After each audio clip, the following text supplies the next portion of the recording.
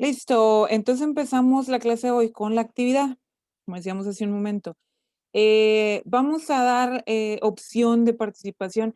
Nada más recuerden lo siguiente, si el compañero contestó que él iba a ser de ese material y tú también, pues tú también participa y tú trata de decir algo más. Acuérdate que ahí está la pregunta muy grande, ¿qué propiedades en particular harían que el material fuera adecuado? Entonces se te está dando la oportunidad de que participes muy bien y hasta mejores tú la participación que ya haya dado tu compañero.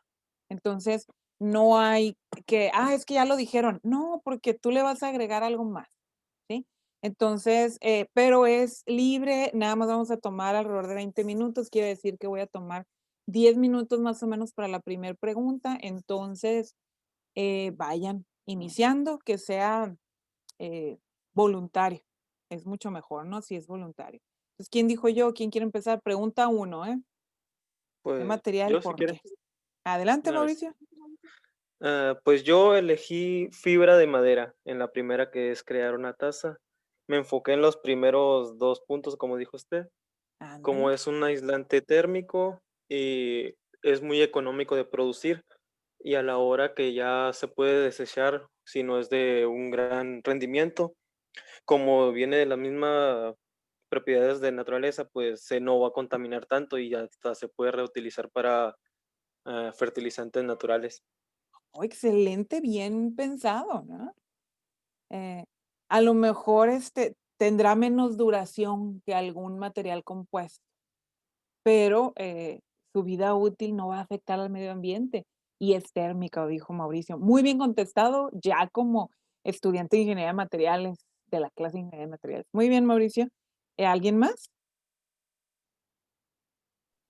Bueno, yo pensé en la arcilla roja, ya que es muy fácil de conseguir y se usa, es un material que ya sabemos utilizar, pero a mí también se me ocurrió, no encontré de esto mucha información, encontré de algo similar, la cáscara de coco.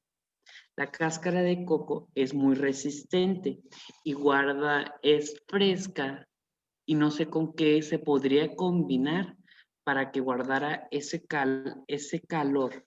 Pero hay dos tipos de cáscaras de coco.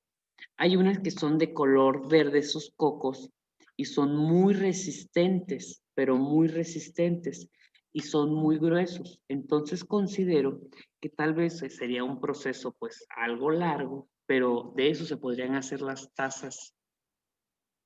Sí, sí. Este, es una buena opción, tanto la arcilla como la cáscara de coco. Excelente, ¿eh? La arcilla roja pasaría por horneado para que se logre el cerámico final.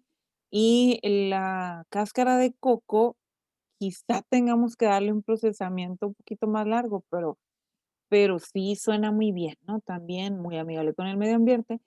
Pudiera ser que no sea tan térmico, pero si le mezclamos otro material pudiera mejorar, ¿no? Quizá, y un material que no sea tan nocivo. ¿Qué tal si mezcla los 2, Daniel? Tu arcilla roja con la cáscara de coco. Habría que hablar mucho más de ello, pero es posible, ¿eh? Es posible que se pueda. ¿Quién más? ¿Quién dice? Llevamos fibra de madera, arcilla roja, cáscara de coco. Yo supongo que hay más, ¿no? Pero, a ver, ¿quién dijo yo? Pues yo escogí el bambú, Ándale, Gustavo, ¿por qué? pues porque tiene una propiedad particular. Es el material adecuado, pues porque forma pequeñas cámaras de aire que otorgan a ese material su capacidad natural de funcionar como aislante acústico, además de térmico. Y pues se me hizo bien y aparte porque no contamina en absoluto, porque es una hierba pues que viene de la naturaleza. Ok. Sí, es un poquito similar al primero porque Mauricio nos dio fibra de madera sin escoger cuál. Tú ya te vas más específico, dices, ¿sabes qué? Bambú ya se usa, pero vamos a usarlo ahora para hacer una taza para el café. Y ojo, que nunca se dijo que el café fuera, yo comenté que fuera caliente, pero Puede ser café frío, que es la misma situación. Para que se conserve frío necesita ser térmico. Por eso estaba ahí, ¿no? Aislante térmico. ¿Quién dijo yo? Vámonos, ¿quién más? Muy bien, Maestra, Gustavo. Diga. ¿la arcilla roja y el barro es la misma o es similar? El barro puede llevar más cosas. O no necesariamente va a ser arcilla roja, pues. O sea, puede ser Porque yo algo, le puede puse ser lo barro. mismo y puede ser diferente. Barro, ok. Adelante. Yo lo hice de barro porque pues se moldea a darle la medida, la forma que desee.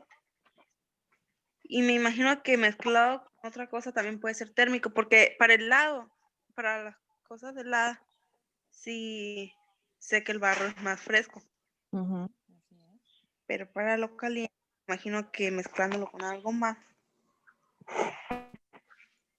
Sí, Yo le puse de pudiéramos barro. hacer material cerámico mejor, ¿no? Que el puro barro, pero sí funciona en barro. Muy bien. Sí, hay tazas de barro, pero obviamente sí llevan un recubrimiento por seguridad, ¿eh? Eso es por salud. Hay un recubrimiento. Pasan, ¿Mande? también pasan por un horno, se meten en un horno. Sí, se tienen que hornear, es parte del procesamiento, así es. ¿Qué permite ese procesamiento del horno? Que endurezca y nos quede el sólido bien hecho, el sólido, que no nos vaya a quedar desmoronado. Eso hace el hornear, lo que es un tratamiento térmico. Algo les platicaba yo la semana anterior, o sea, la clase anterior, pero vamos a hablar más en el proceso del semestre, claro que sí. Bien. Disculpe, maestra, una pregunta. Adelante. Se me ocurrió con lo de la cáscara de coco.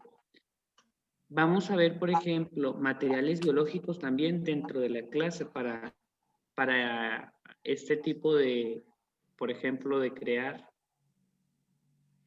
un nuevo material. Podríamos mencionarlos, no necesariamente vamos a dedicar mucho tiempo a ellos, no. No como los estás viendo tú, como biológicos en sí, sino dentro de los materiales polímeros, ahí vamos a hablar de ellos, no como biológicos. ¿Sí? Gracias, maestra. De nada. ¿Quién más? ¿Quién más? Quedan unos 3 minutitos. Se les acaba el tiempo de participar. ¿Quién dijo yo? Con la pregunta 1. Luego vamos Pues a yo, leer. profe, Adelante, José Jesús. yo quiero hacer una combinación de material cerámico y un material metálico, ya que los dos se pueden reutilizar, se pueden fundir y se pueden reutilizar otra vez. Y no contamina tanto el ambiente.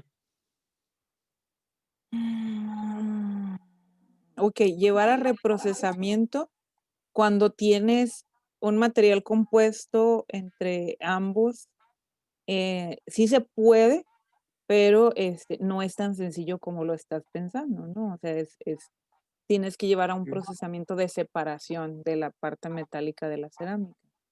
Y sí, los puedes llevar a retrabajar. Ahora, la idea es que pensar como estás pensando tú, que a la hora de desechar el producto no vaya a parar a un relleno sanitario o un basurero, sino que se vea que se puede valorizar, lo puedes separar y por supuesto llevarlo de nuevo a trabajar. ¿Ok? Muy bien. ¿Alguien más? ¿Quién dijo yo? Yo, profa. Adelante. Yo también pensé en el bambú, pues ya que también es una alternativa natural y sostenible del plástico, y ya que es un material renovable y al crecer rápidamente, pues no es causa de erosión ni deforestación.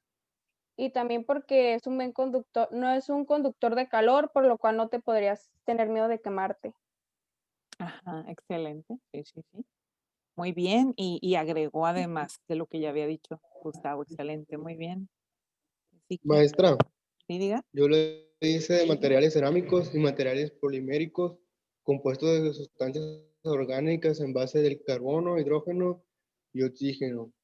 Son elementos pues no metálicos, no contaminan, tienen un tipo de enlace interatómico covalente conformado de largas cadenas lineales o de redes con una medida cristalina. Así como, como dijo mi compañera, son resistentes a bajas temperaturas, malos conductores del calor y la electricidad.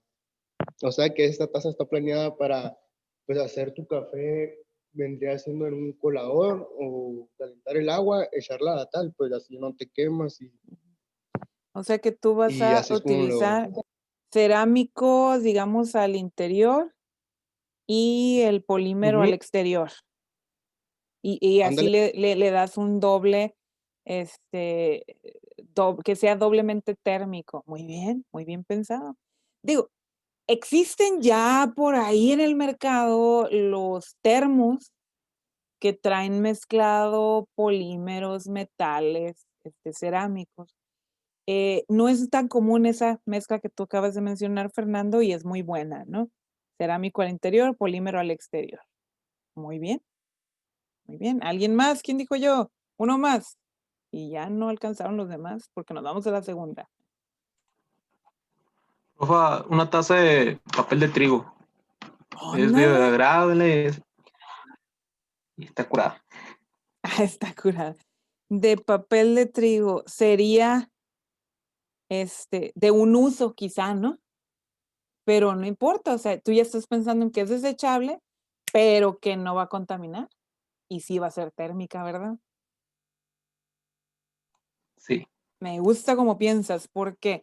Porque se nos va el rollo de pensar en los desechables y las no tazas, sino vasos que existen al día de hoy, que son hechos de poliestireno, son muy contaminantes al medio ambiente. El poliestireno dura cientos de años en degradarse en el medio ambiente, mientras que la propuesta de Fernando Silva es puede ser de días, ¿verdad?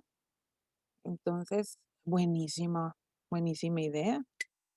Podemos poner ya una empresa donde nos pongamos a hacer esto. ¿Te imaginas? Excelente. Vamos a dar una oportunidad más. ¿Quién más dijo yo? ¿Alguna otra variedad que quieran agregar? O si es de los mismos materiales que ya mencionaron. Adelante. Sin miedo. Quiere decir que entonces, otros no han terminado su tarea y pues, lástima. Ya escucho mucho silencio. Nos vamos a la parte 2. Los que ya participaron pueden seguir participando, ¿eh? No se me atrasen en que, no es que le voy a dar chance al otro. Todos tienen la misma oportunidad. ¿Sale? Entonces, adelante. Pregunta 2 dice, describa algunas de las propiedades mecánicas y físicas claves para diseñar las alas de un avión. ¿Quién dice yo quiero participar? Patricia, como que ahí vas a entrar o no. El aluminio. El aluminio, ¿en qué parte de las alas y pues por qué propiedades se utiliza el aluminio? Porque el peso no es tan elevado, pues, o sea, es fácil de hacer las alas cuando se funden para, ¿cómo se llaman las? Bueno, es que el avión da vuelta, pues, ya ve que es como un mecanismo que baja y sube, no sé si me entienden. Pues te escucho. A ver, lo voy a leer. ¿De qué es? Ajá. Platícanos. Platícanos.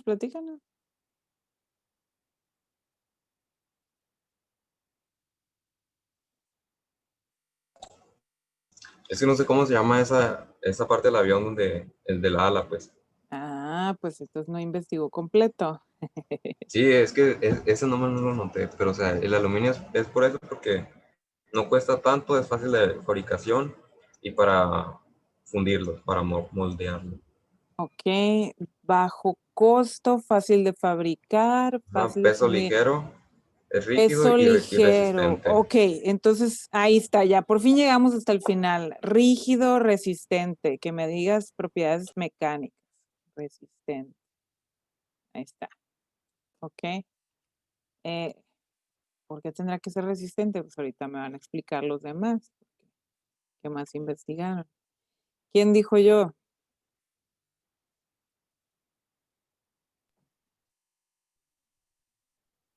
Adelante.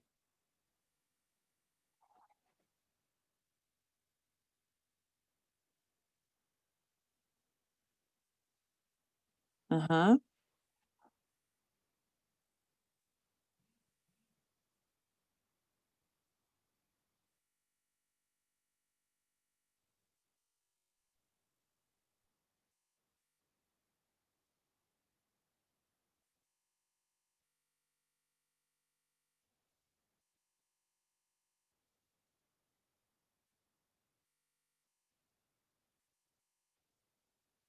¿Nadie?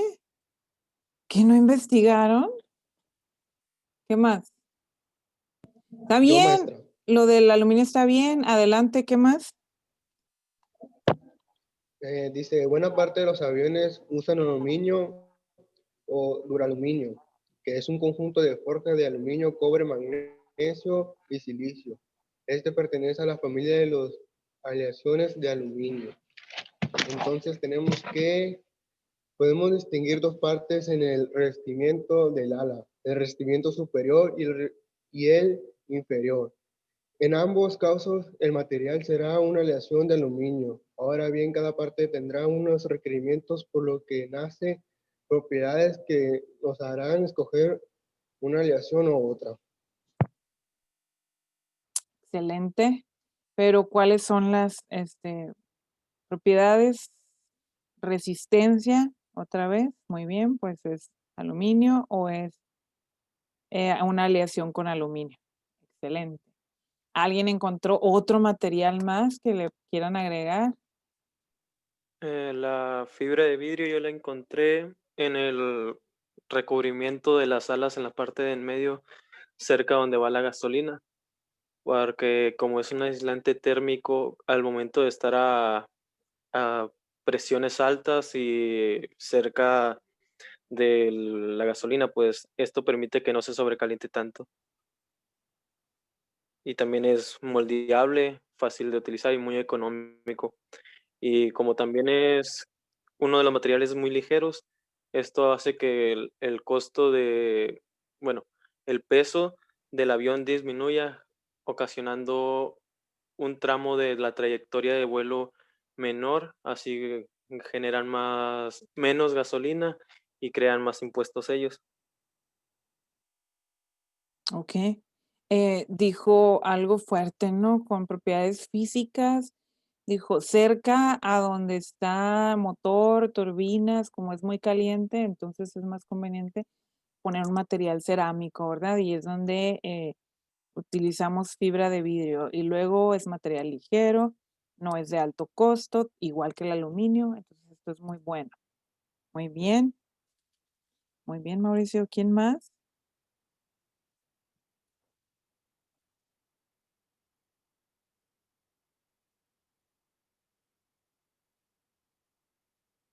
Sin miedo participen, muchachos, no pasa nada. Nadie se los va a comer.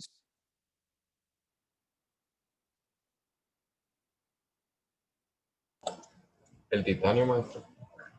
Titanio en las alas del avión, ¿en serio? O sea, es que el que junta el ala del avión con el cuerpo. Pues, se llama así. Ah, ok. Ya al fuselaje, ¿no? El juntarlo al fuselaje. Muy bien. ¿Por qué se usa titanio?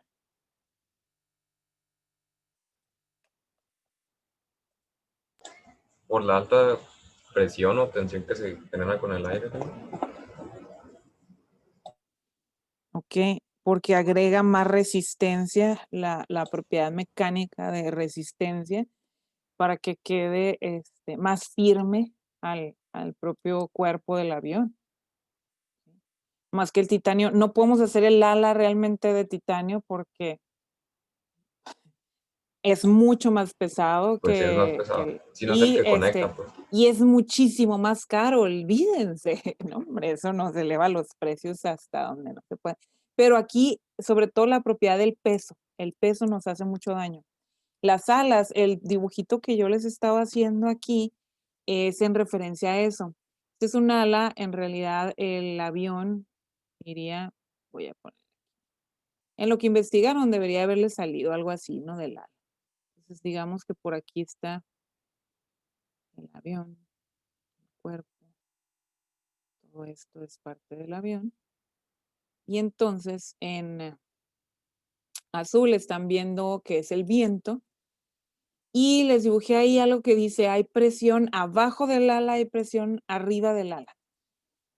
El diseño de un avión fue desarrollado en base a entender cómo los seres vivos vuelan.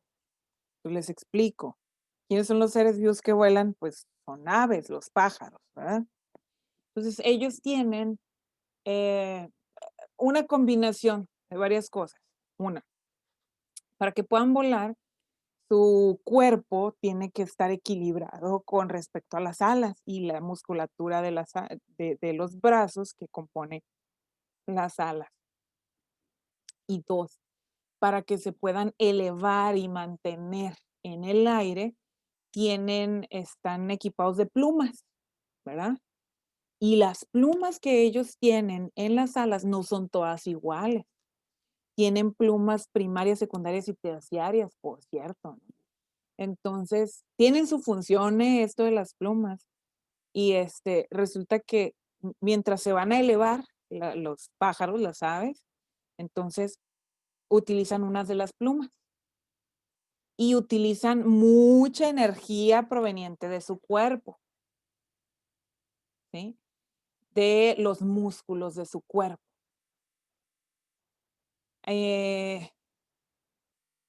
Y luego, cuando se empiezan a elevar, empiezan a utilizar las otras plumas, de la parte de las plumas secundarias y terciarias.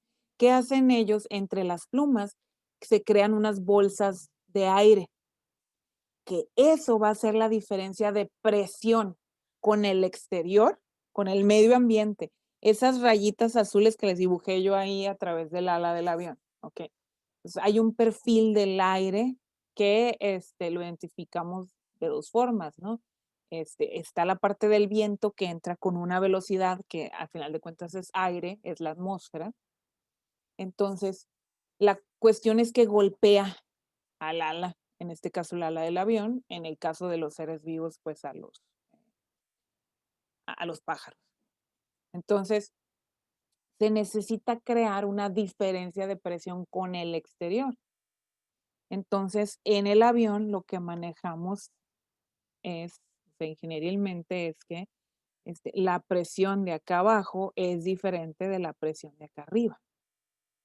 Y eso permite que aquí en la consideración de fuerzas debido a la presión, aquí yo estoy dibujando eso nada más aquí en cuestión en forma de vectores. Esto lo van a rectificar en mecánica cuando ustedes estudien la segunda ley de Newton, que habla de sumatorias de fuerzas, en este caso es en Y, tiene que ver con masa por aceleración. O sea, porque aquí estoy considerando el movimiento del viento, por eso estoy hablando de aceleración, ¿sí? O esto se les va a quedar súper claro en mecánica. Ahorita ya están viendo la parte o están por entrar a ver la parte de vectores. Aquí yo estoy dibujando. Un vector lo van a dibujar con una flecha. Un vector tiene sentido y dirección. Entonces, magnitud, sentido y dirección. O sea, magnitud es el tamaño. Luego es sentido y dirección que tiene que ver aquí, de acá arriba, yo lo estoy poniendo pongamos hacia el norte o bien la Y positiva. De acá de abajo lo estoy poniendo hacia el sur o bien en la Y negativa, ¿verdad? Bueno, tiene referencia a eso. En el momento en que se equilibren las fuerzas es debido a que utilizamos ese conocimiento de la diferencia de presión. O sea que la presión que está arriba del avión, voy a llamarla como esta, presión 1, esta de aquí, arriba del ala del avión, y luego la presión 2. De tal forma que provocamos nosotros esta diferencia de presión, que se vuelvan de esta forma. Todo esto es muy interesante, es la parte de fluidos que se ve en el tercer semestre. Acuérdense que yo siempre les estoy haciendo una combinación y les explico dónde van a terminar de aprender esas partes, ¿no? Esto se ve en tercer semestre en la materia que se llama fluidos y calor. Muy padre, muy interesante esa materia. En la parte de fluidos se estudia esto, estos perfiles de vientos, tienes que hacer problemas con respecto a ello, y es donde estudian la ecuación de Bernoulli, donde, se las pongo, Bernoulli dice presión 1 más densidad por la gravedad por la altura 1, más 1/2 de la densidad por la velocidad 1 al cuadrado, o sea, esto está hablando de uno de los lugares, acuérdense que aquí yo le llamé el 1, qué es lo que está pasando en ese lado, y luego nos dice Bernoulli, hay que ver el lado 2, o sea, presión 2, densidad por gravedad por altura 2, más 1/2 de la densidad por la velocidad 2 al cuadrado. La velocidad, ¿a quién se está refiriendo? En este caso yo estoy viendo un fluido que es el viento, perfil de velocidad. Estoy viendo entonces la densidad, esas ρ que están dibujadas ahí, también son del viento, pero en realidad el viento está compuesto por, que ya mencionamos ahorita, que era el aire. Esa es la densidad del aire, en este caso. Bien interesante se pone la parte de fluidos. Pero ahorita aquí estamos viendo materiales, tenía que explicarles esto de la situación de las fuerzas que se ponen en equilibrio, que eso lo van a, todo esto, se van a acordar de mí cuando entren a ver esta parte de las leyes de Newton en mecánica, que van a decir, oh, pues si ya estuvimos estudiando una parte de eso en materiales, y esto se llama equilibrio de fuerzas. Para que el avión se mantenga en elevación. Una situación es cuando el avión se va a elevar y cuando va a aterrizar, estas fuerzas son de distinto tamaño. Ahorita las dibujé más o menos iguales. Pero cuando se va a elevar, nosotros necesitamos, bueno, voy a incluir en otro color, que ya estoy encimando aquí.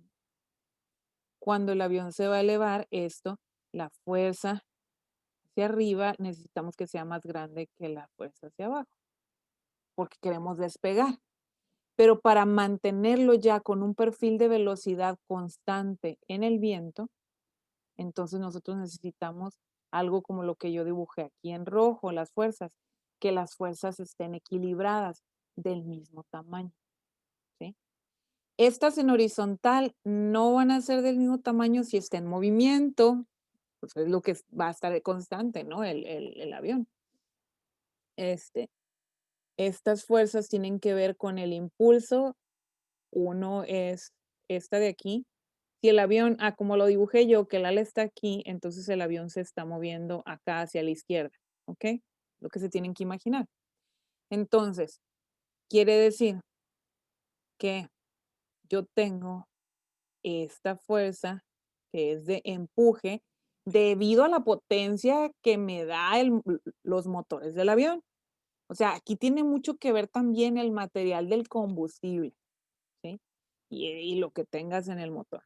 Ahora, siempre va a haber una opuesta, que es la fuerza de rozamiento, que tiene que ver con el rozamiento que en este caso se lleva también con el viento.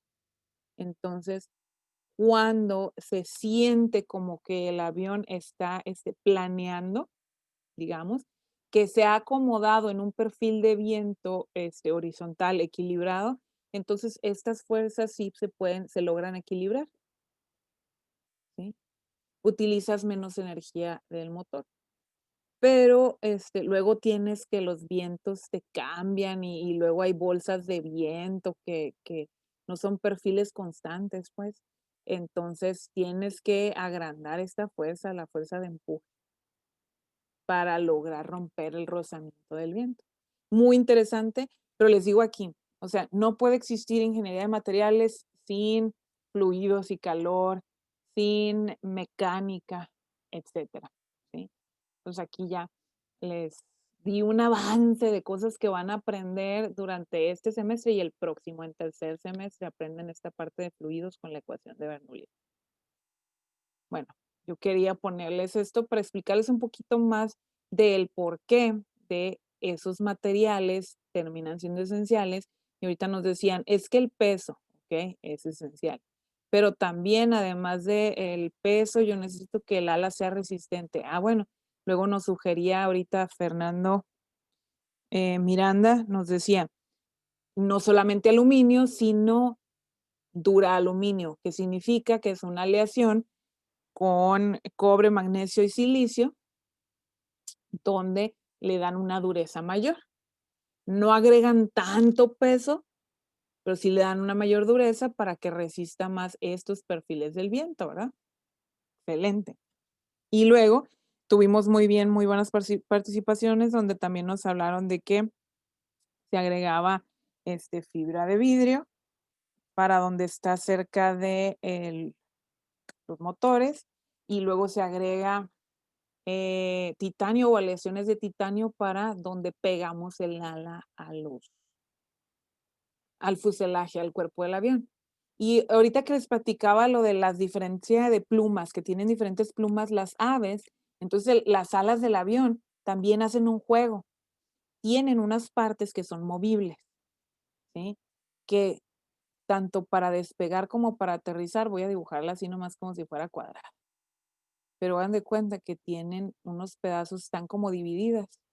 Entonces, estas partes, como en la orilla del ala del avión, se levantan o se bajan, dependiendo de la altura y lo que quiera hacer, si va a despegar o va a bajar el avión. Precisamente hacen lo mismo que las plumas en un ala de un pájaro, ¿sí? No sé si ya les ha tocado subirse a un avión y observar. Si aún no lo han hecho, bueno, son muy jóvenes aún y tienen la oportunidad de cuando se suban a uno, entonces que observen bien, ¿no? Y sobre todo escojan un asiento que les permita ver hacia el ala para cuando despegue y aterrice, ustedes observen. Muy, muy importante, ¿no? Ya les decía yo antes, ingeniero es observador. ¿Alguien más que quiera agregar algo para ya movernos, no? Porque ya utilizamos el tiempo de las preguntas. ¿Quién dijo yo?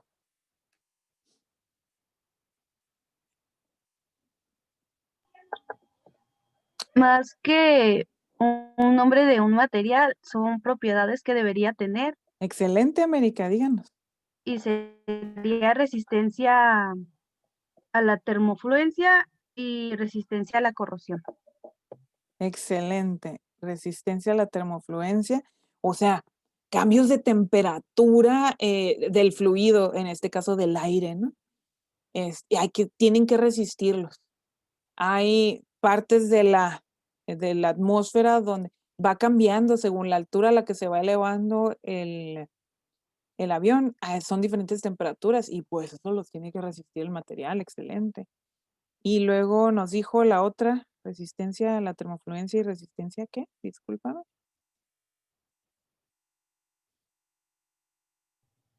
A la corrosión. Ok, excelente. Resistencia a la corrosión. Acuérdense que en el aire tiene 20-21% de oxígeno y muchos materiales son muy fácil de oxidarse y que esto es lo que se le llama una vez que se ha formado un nuevo compuesto en la superficie, eso se le llama corrosión. Entonces, pues para que no reaccione con el oxígeno del aire, por eso es que se generan aleaciones o también recubrimientos de otro material encima, que puede ser también las mismas pinturas, capas de pinturas especiales para proteger el material de ese tipo, ¿no? Muy bien, América. Lo apuntaron, ¿verdad? Los compañeros, resistencia a la termofluencia, resistencia a la corrosión. Ojalá que lo hayan anotado. Muy bien, ¿alguien más? Yo, profe, no sé si ya haya mencionado el magnesio para crear las alas, ¿no? ¿Para criar las alas? Sí, pues, o sea que lo llevo también, pues, el elemento este, con aleaciones de zinc y de aluminio me salió.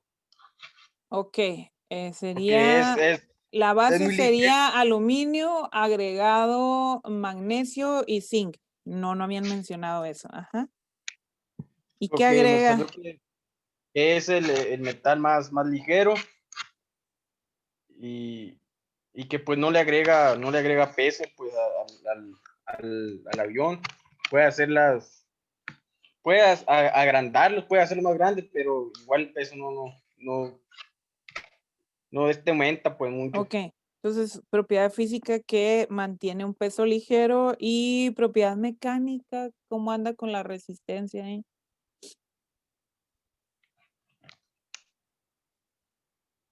Pues sí, no sé. Oh, qué caray. Ojo, Yo, maestra, usted tiene que saberle más. Dígame, Fernando, adelante. lo que acaba de decir mi compañero es más o menos lo que yo le dije, y pues las propiedades que se me olvidó pasarle decir, que es el esfuerzo de compresión, que es lo más importante. Yo me estoy refiriendo a la parte superior e inferior de lo que es el ala del avión. Tiene resistencia a la fatiga, tenacidad, a las fracturas. Fatiga, Y eso es todo. tenacidad y fracturas. Para los que no Ajá, la escucharon, fractura. ahí está, ¿no? Esfuerzo de compresión, por lo que explicaba yo ahorita, la diferencia de presiones que hay debajo y arriba del ala, ¿sí? Eso aplica un esfuerzo sobre el ala de todas formas, pues tiene que resistir a esas presiones. Y luego mencionó esfuerzo para la fatiga, tenacidad y Rigidez, a fracturas. Rigidez también. sí, también. Ok, muy bien. Todo eso lo tienen que haber apuntado porque pues son las primeras veces que escuchan esas palabras, esas propiedades, y luego se tienen que preguntar conforme lo vayamos estudiando, hey, no hemos estudiado esa propiedad, quiero saber de qué se trataba, etcétera. Entonces es muy importante que tomen nota. Insisto, o sea, las notas no van a ser lo que está en las diapositivas ya las tienen, le tienen que agregar todo lo que aquí hablamos. Es que esto es igual como si estamos en el aula de clases, así mismo lo hacemos. Aunque sea virtual, pero esto es un aula.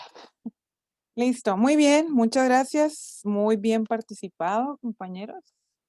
Excelente. Todo tomé nota y ahí tienen su punto. Vamos a ver estructura de sólidos. Súper importante estudiar la estructura de los sólidos. Ya habíamos platicado que nos íbamos a enfocar a estudiar sobre todo sólidos cristalinos, pero tenemos sólidos amorfos. Ya los trabajamos nosotros en la clase de química, pero ahora vamos a concentrarnos muchísimo a ellos, ¿eh? Los sólidos cristalinos, como dice su definición en corto. La bibliografía nos puede decir más, aquí nada más lo vemos así en cortito. Átomos, moléculas, iones se encuentran en posiciones definidas. Tenemos aquí para muestra un cristal de cuarzo cristalino muy marcado, o sea, el tipo de cristal, ¿sí? Todavía no estoy hablando de transparencia. O sea, sólido cristalino muy marcado, se logran ver bien las caras del cristal. ¿Lo ven ustedes? Yo sí lo estoy viendo aquí, ¿no? Luego tienen el diamante que ha sido pulido. Así no es cuando encuentras el cristal en la naturaleza. Eso ya, esas caras extras es porque se pule y para un mayor reflejo de la luz se ve más bonito, así se vende mejor, ¿sí? Es tratado como una piedra preciosa, entonces se tiene que hacer un pulido de esa forma, pero así no son naturalmente. Sin embargo, sí es un sólido cristalino, ¿no? Hacia el interior del sólido. Y pues los sólidos amorfos, donde los átomos moléculas, iones, no se encuentran ordenados en particulares. Se van juntando, los mantiene unidos el propio enlace, pero no fue tan bonito, tan bueno el enlace que se quedaron amorfos.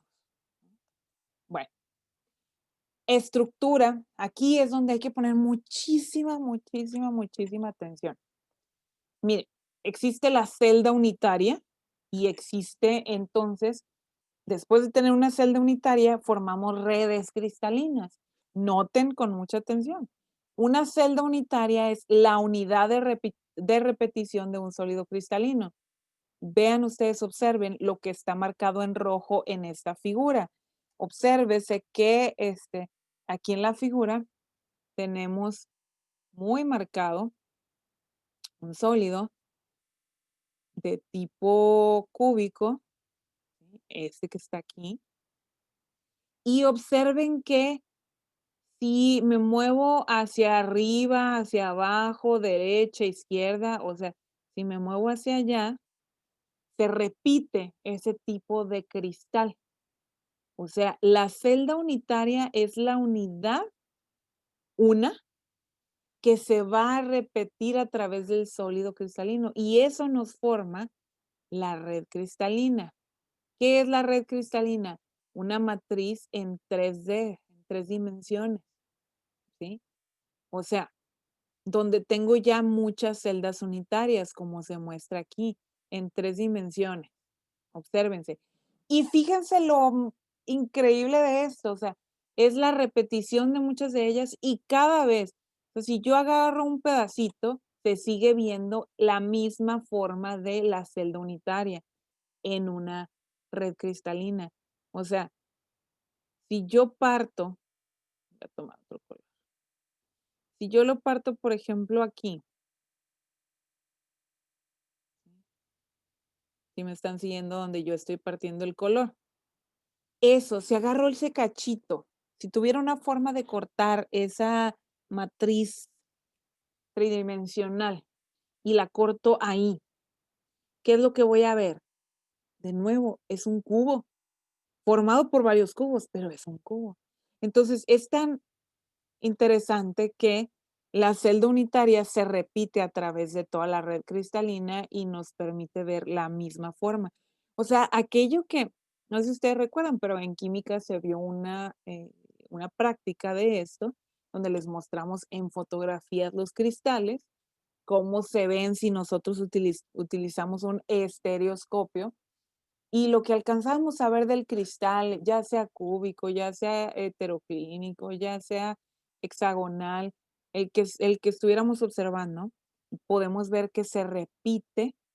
O sea, nosotros lo que alcanzamos a observar no era una celda unitaria, eran muchas juntas, porque el aumento que nos da el estereoscopio no es suficiente como para ver hacia el interior de una sola celda.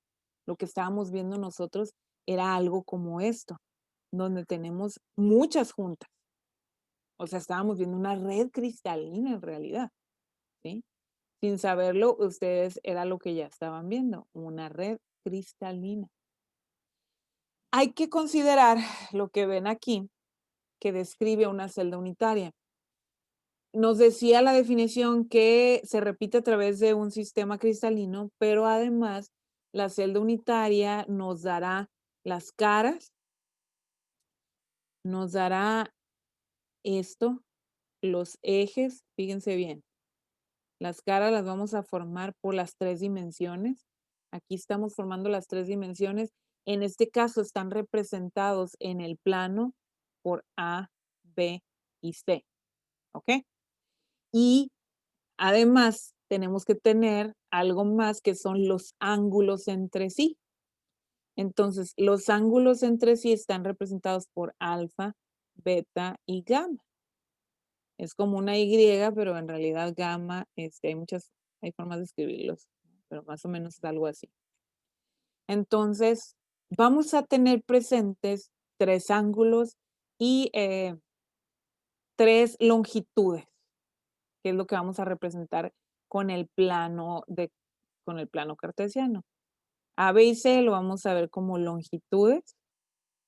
Y luego alfa, beta y gamma lo vamos a ver como ángulos.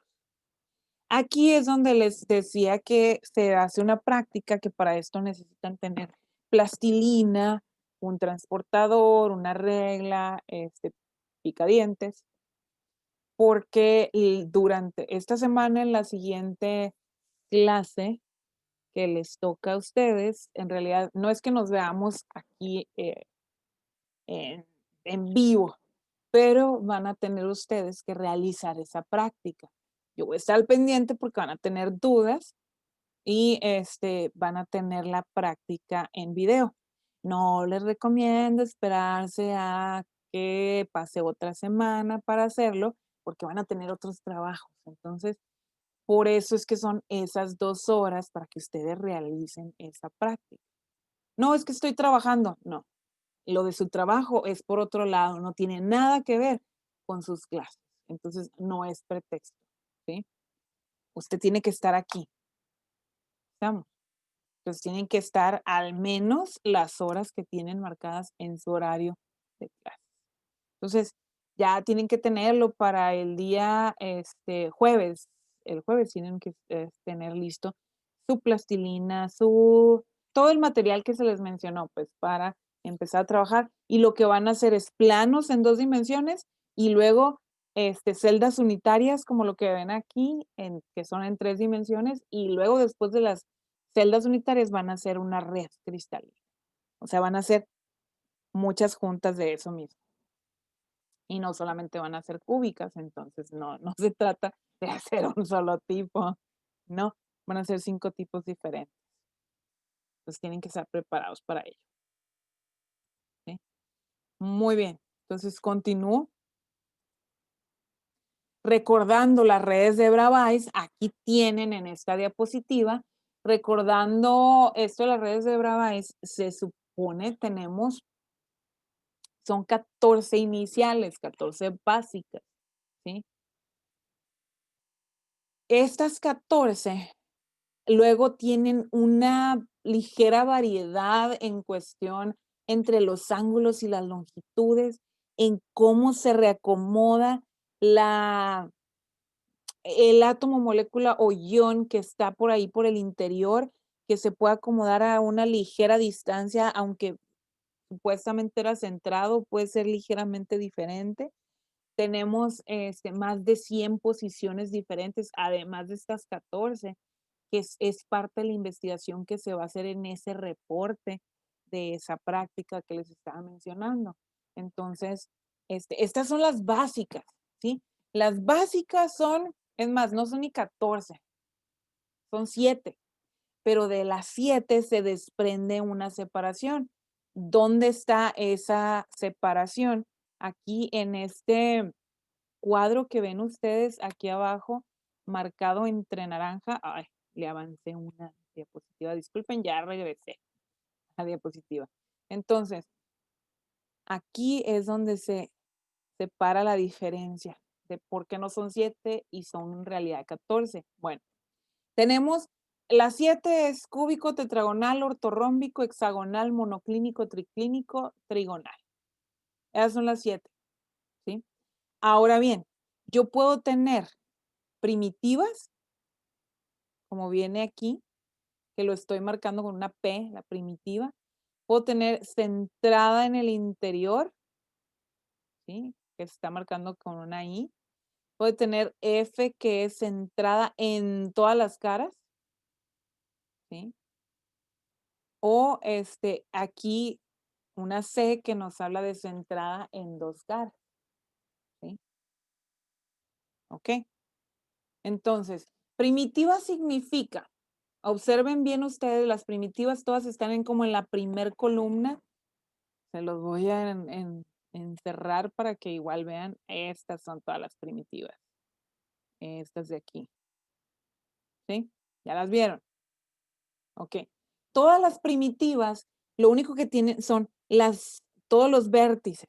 Ahí están, ya sea un átomo o puede ser moléculas o pueden ser iones. Están así, puestos en los vértices. Obsérvese la cúbica primitiva, pues nada más están los vértices. Tetragonal, ¿cuál es la diferencia entre la cúbica y la tetragonal? Que hay uno de los lados, la longitud de uno de los lados es diferente. Miren aquí. Ahí está, longitudes.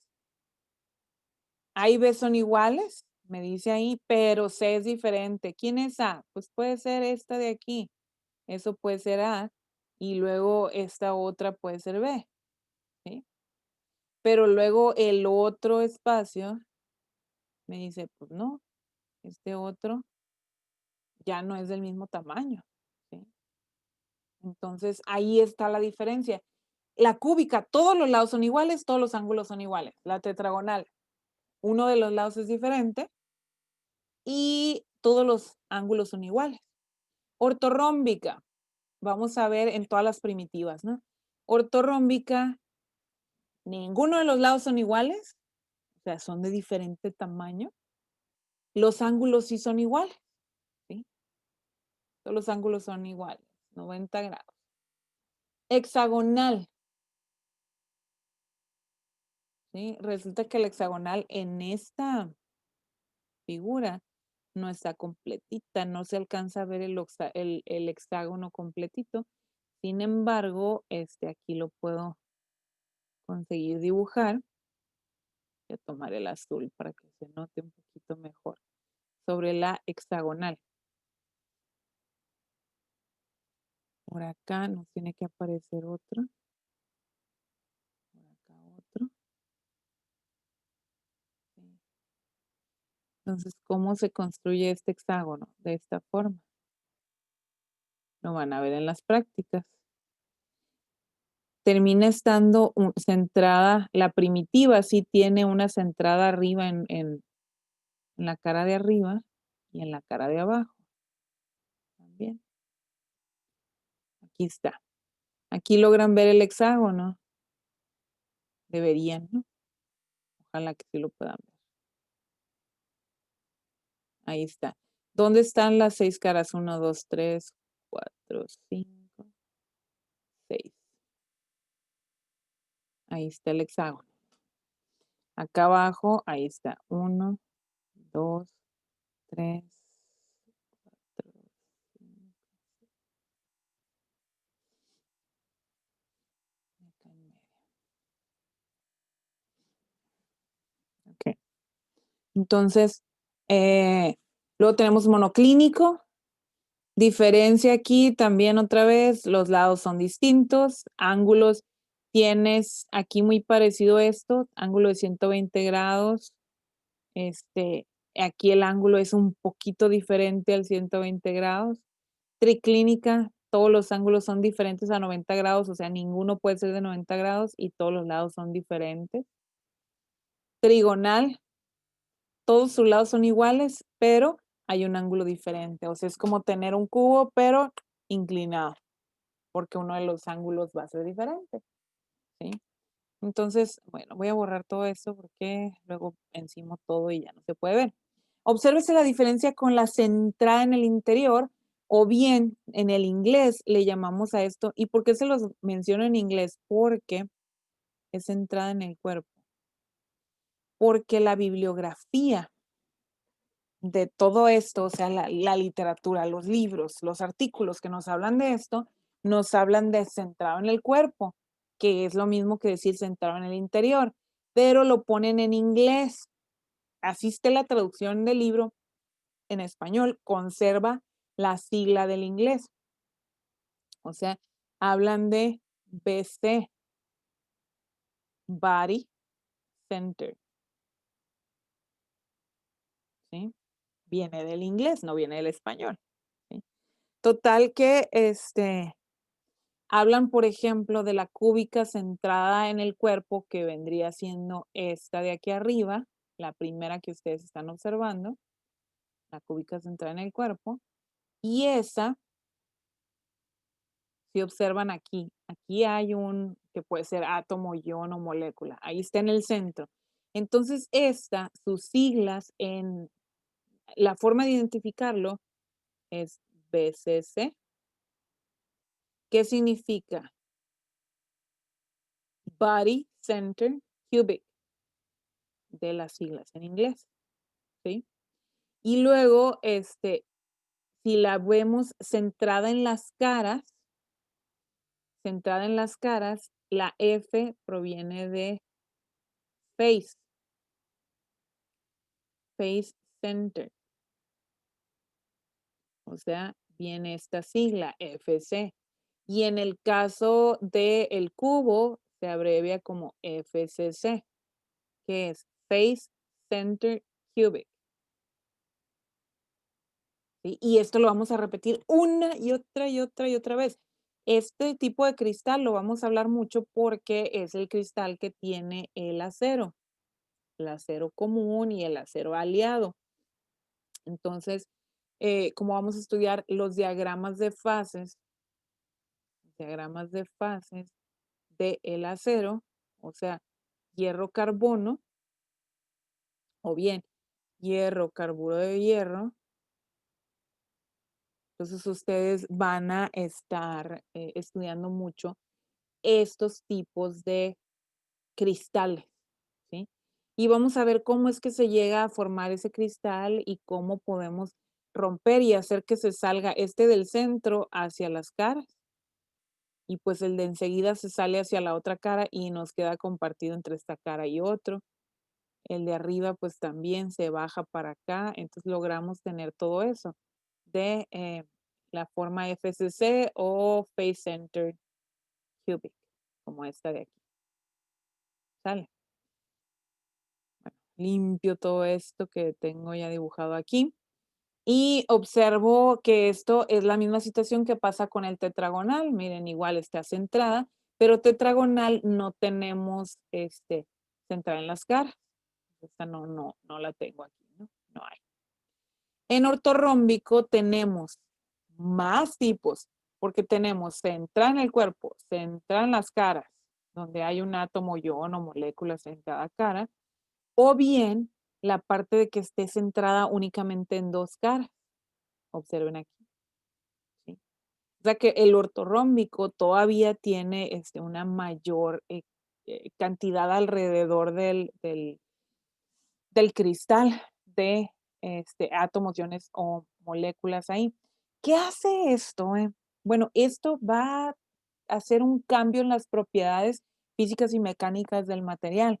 O sea, el que se mueva hacia las caras y no esté en el interior me puede permitir que tenga una mayor resistencia.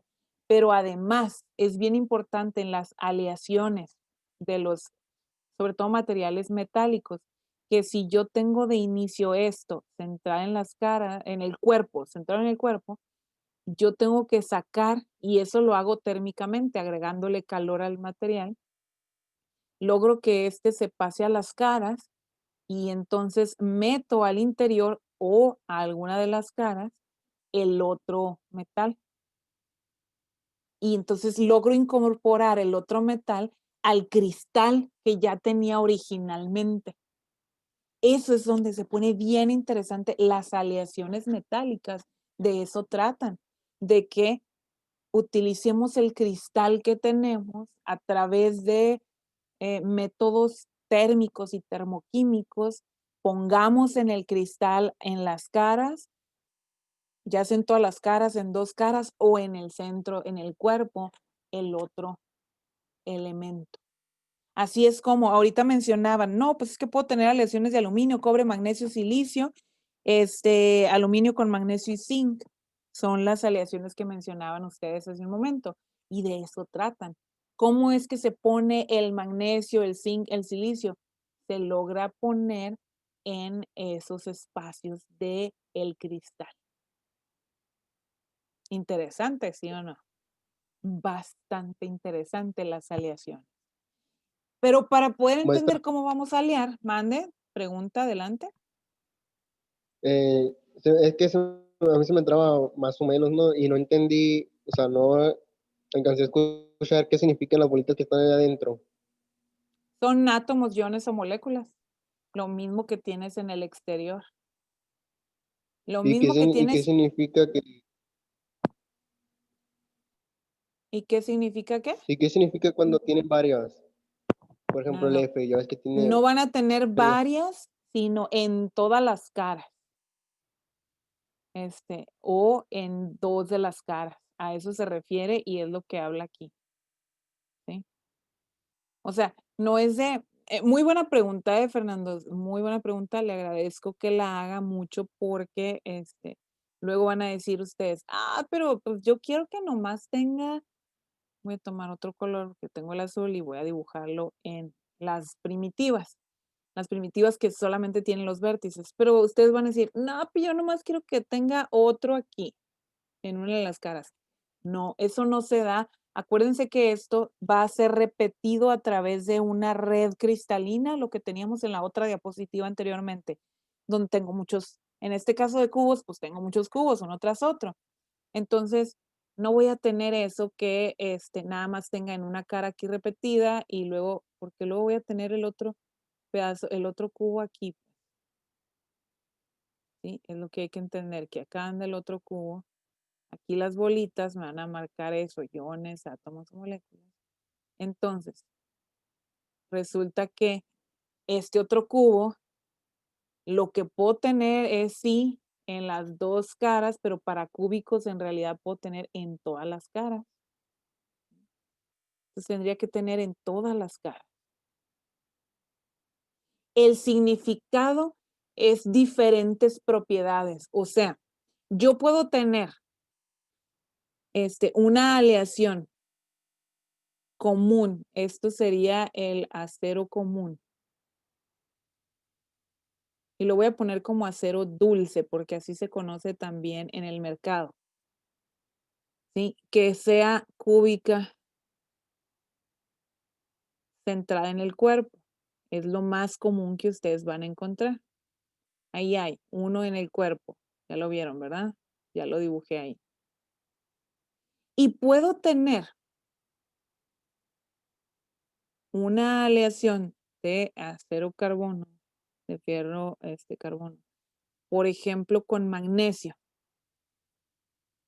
que yo lo que voy a hacer es, voy a someter este mismo cristal que yo tengo ahí, lo voy a someter a calor y cuando llegue a cierta temperatura le voy a agregar el magnesio y lo que voy a provocar es lo siguiente. Acuérdense que la tenía centrada en el cuerpo, ¿verdad? Hay otro átomo de fierro. O puede andar por ahí mezclado el átomo de carbono. Resulta que, ¿qué voy a hacer ahora? Empujé lo que tenía en el centro y llené las caras. Debí usar otro color. Voy a tomar otro color. Voy a tomar el rojo para especificar como que ese es el magnesio. Llené todas las caras, allá hay otro atrás, con átomos de magnesio. ¿Sí?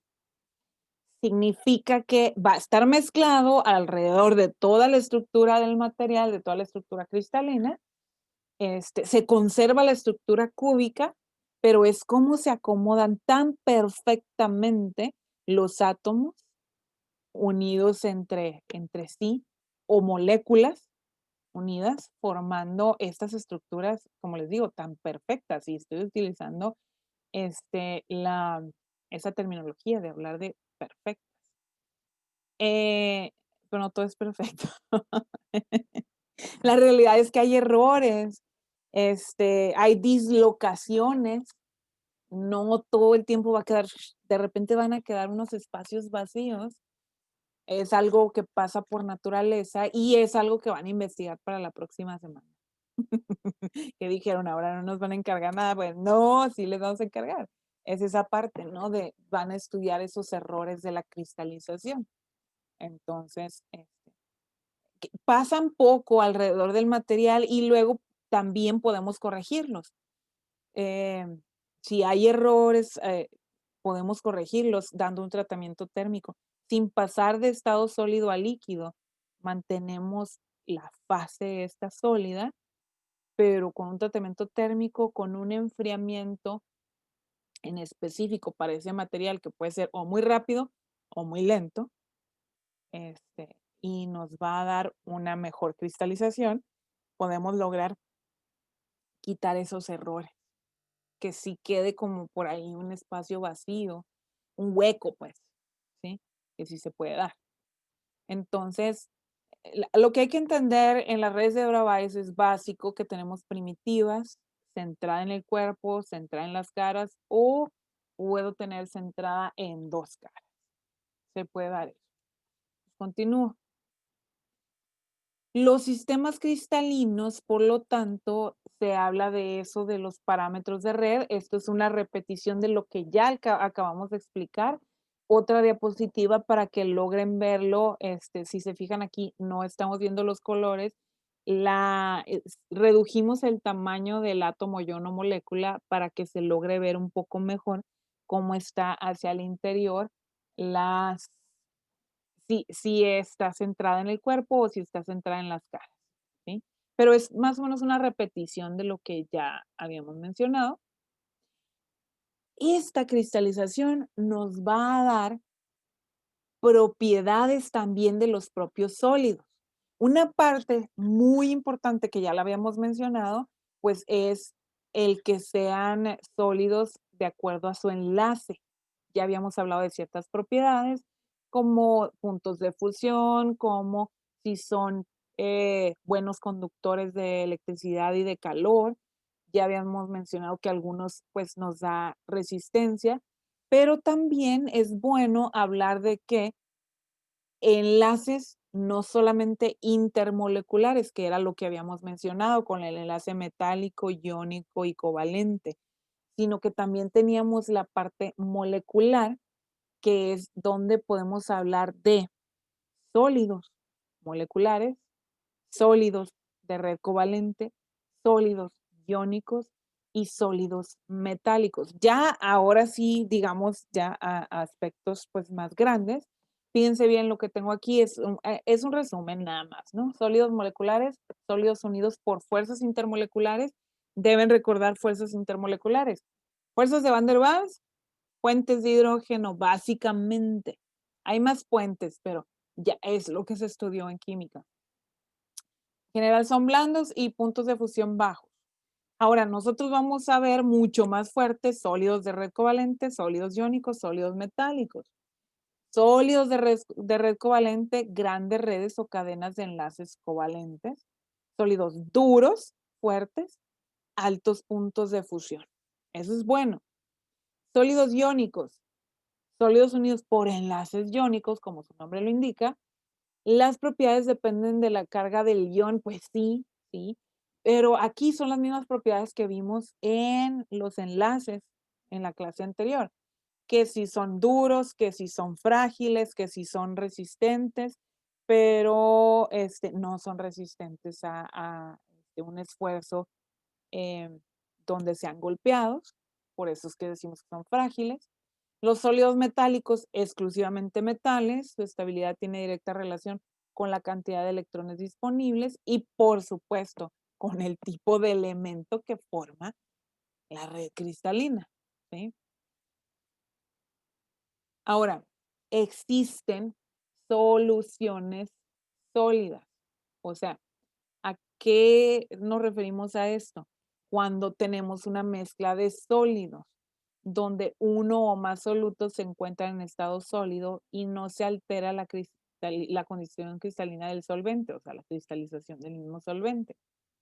Aquí se habla de valencias similares, estructuras atómicas similares, estructuras cristalinas similares. ¿Cuándo vamos a encontrar estas soluciones sólidas? ¿Sí? Generalmente en arenas o mezclas de arenas de distintos compuestos, es a lo que le llamaremos soluciones sólidas, que seguramente vamos a someter a un proceso térmico o termoquímico para que se mezclen entre sí y nos deje algo así como una aleación entre ellos, ¿sí? Que esto se puede dar, por eso dije algo así como, porque no solamente sería metálicos, aquí puede ser la combinación, pueden ser estructuras que nos terminen quedando al final como estructuras iónicas, ¿sí? Provenientes de enlace iónico. sólidos cristalinos, por definición, que lo estaba mencionando ahorita, vieron una de las diapositivas que decía, bueno, pues es que ahí tengo la celda unitaria y tengo red cristalina. Ok, pero ahora, ¿qué es el sólido cristalino? Tengo entonces cristales, como lo mencionaba anteriormente, me regreso en la diapositiva aquí, hablaba de sólidos moleculares, covalentes, iónicos y metálicos. Entonces, con respecto a ello, voy a hablar de los sólidos cristalinos. Si son iónicos, ¿sí? La cantidad de energía de enlace entre ellos va entre 50 a 100 kilojoules por mol. No nos vamos a meter mucho en eso, pero es una de las características, ¿sale? Formados por especies cargadas, ya sabemos, eso define que provienen de enlaces iónicos, que son aniones y cationes, parte de la tarea que ya hicieron también. ¿Qué propiedades? Aquí es a donde queremos llegar. Duros y quebradizos, puntos de fusión altos, en estado líquido y fundido, son buenos conductores de la electricidad, pero nosotros lo vamos a trabajar como sólidos, entonces nos interesa como sólidos, por lo tanto son malos conductores de la electricidad.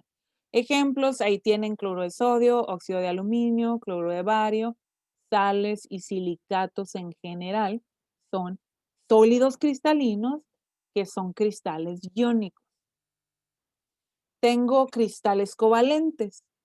Aquí fíjense que se requiere mayor energía para que se junten, que se forme el cristal.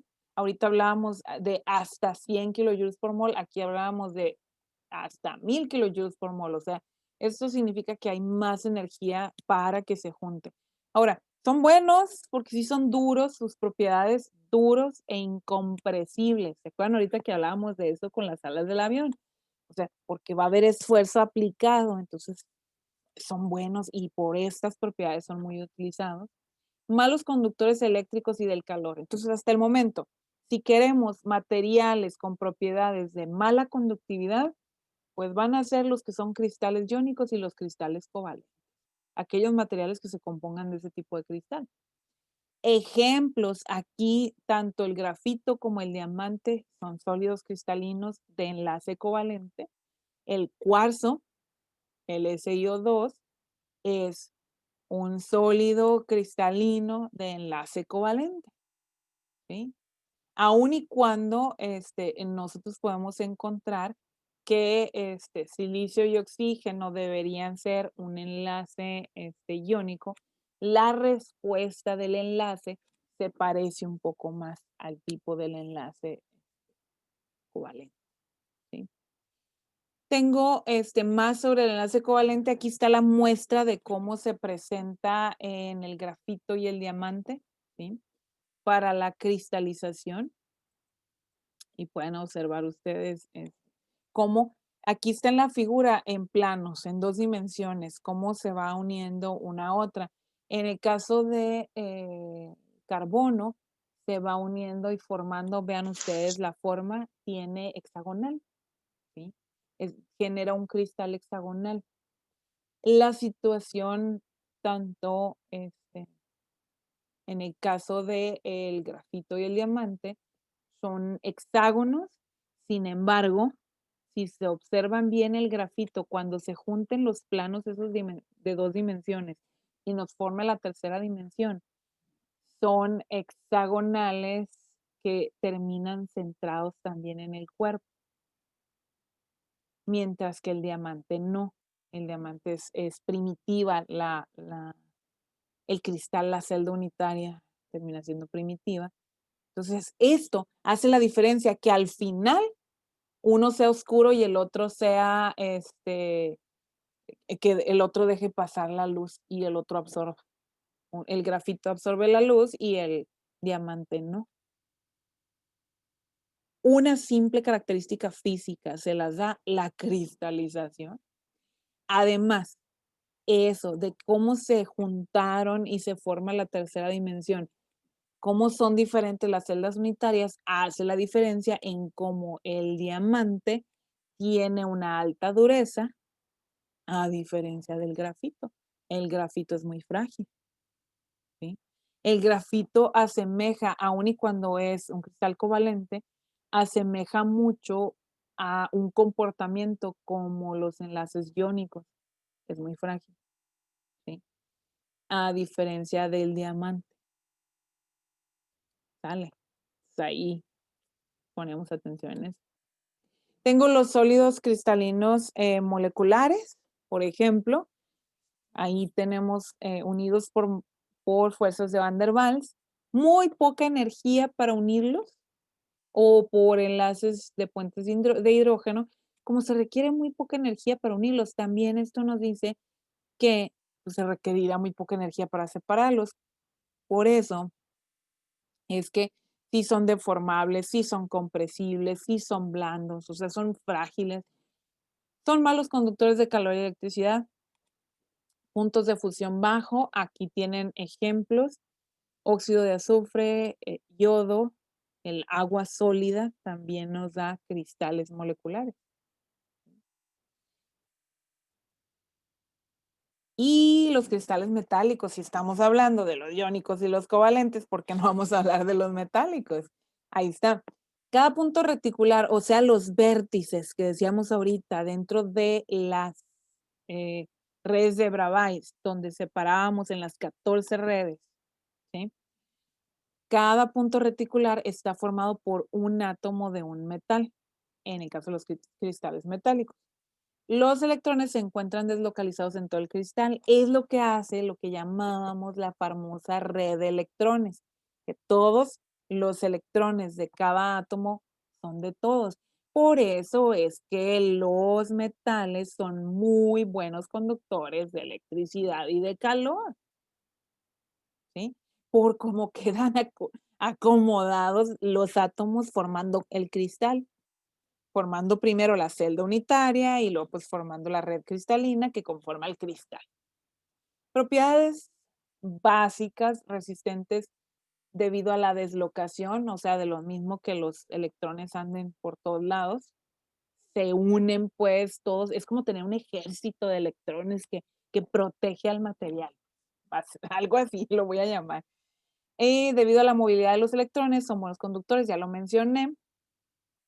Ejemplos, calcio, sodio, litio, y por no ponerles los metales que ya estaban acostumbrados ustedes, ¿no? A que hablábamos de todo el tiempo, cobre, fierro, aluminio, estos también son metales, ¿sale? O sea, todos, ¿sí?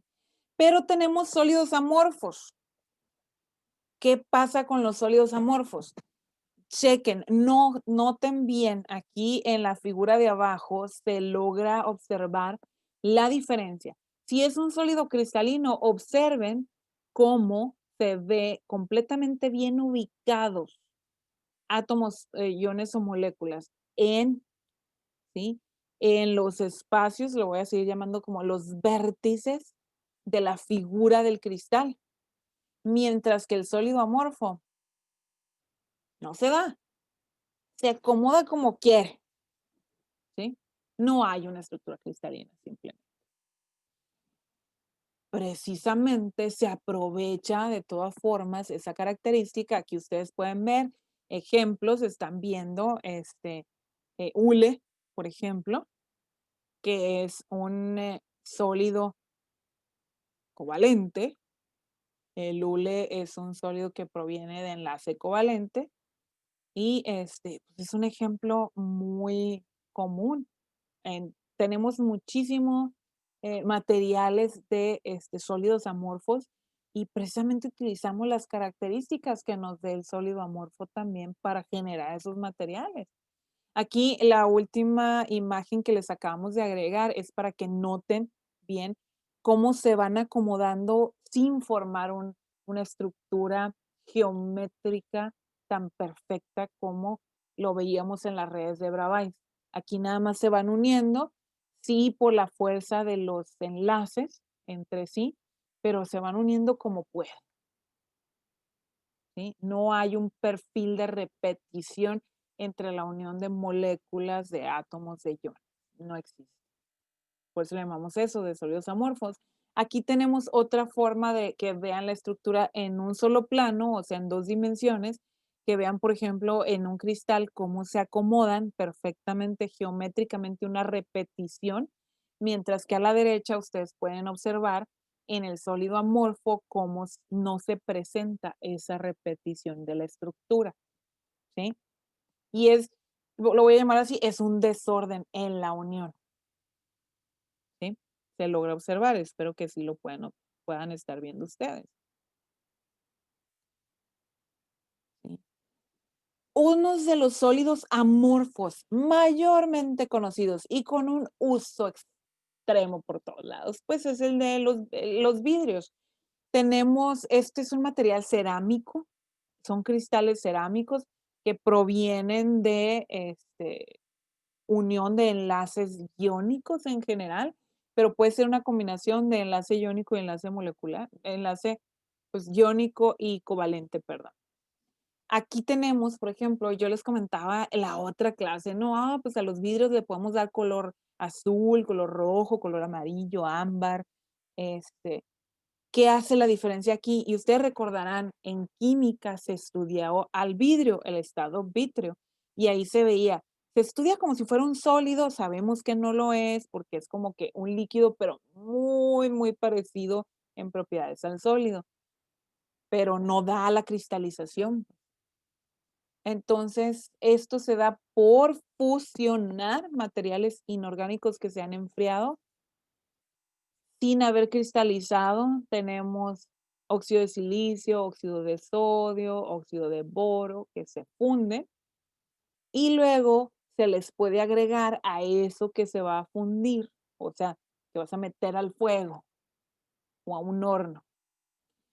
Se puede agregar óxido de fierro y óxido de cobre y eso nos da el color verde, los vidrios que son de color verde.